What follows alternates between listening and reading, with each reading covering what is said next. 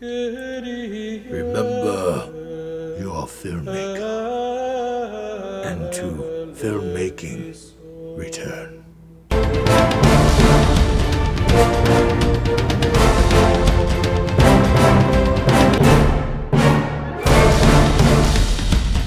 I think one of the biggest challenges of filmmaking is to keep filmmaking.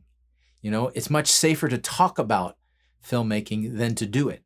And it's a lot easier to just encourage other people to make films than to actually do it. I'm pretty sure one of the big tactics that Lucifer uses is just to stall your filmmaking. All right? I'm not talking about like during filming and your camera breaks or during post-production and your computers are going haywire. I'm talking about just not starting, just not getting it going.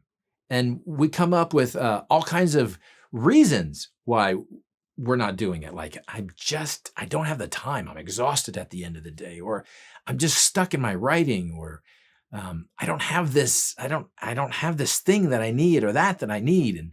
And these are valid excuses if you're dead. If your name is Maury, then you can go with that. However, let me remind you that just brings you to your final examination. And you will have to answer for what we didn't do, right?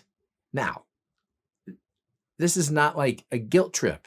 This is an encouragement in a way just to remember. You're not called to like win an award. You're not called to have the best distribution strategy. You're not called to have an amazing poster and marketing campaign. You're called to make a film. That's it.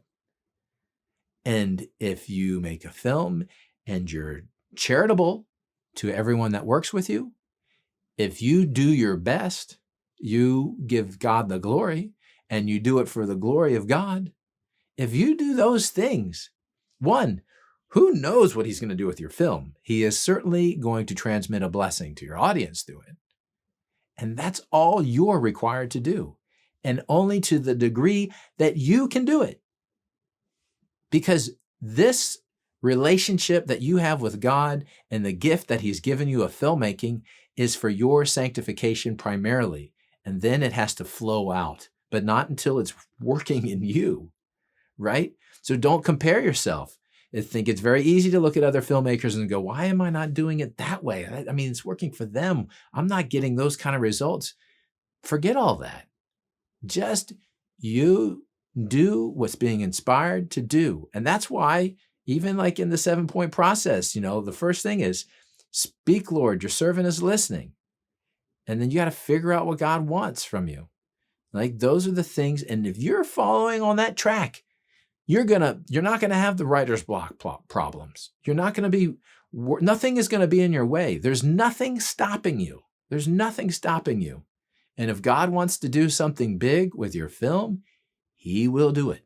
And you just pray and ask. Ask for the Lord to send you the people. You know who is a really great person for sending the right people is Saint Raphael. You just say, Lord, Raphael, put the person in my path today that I'm supposed to meet. And also whose path I'm supposed to be in, put me there. You're going to make the right connections. That's going to be open, because God is sovereign and God is faithful, and he will answer it. So he's putting it in front of you. He's giving you a pile of people and a pile of stuff and a pile of ideas and all these things. The answer is there in this pile.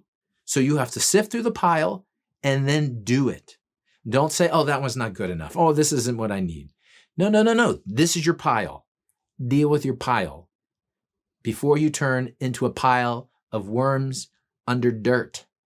Memento mori. All right? Memento mori. It sounds like a spaghetti, but it's not, okay? Before you push up the daisies, make your movies. Push record. The next time I see you, I hope to see Christ in you. And I hope you can make it to the Lumen Summit, October 2nd through the 4th. It's going to be here in Jacksonville, Florida. We're going to have some awesome speakers, and we're going to spend a lot of quality time with quality people, quantities of time with quality people is really what's going to happen there. So check it out at our website, lumen.tv. See you next time.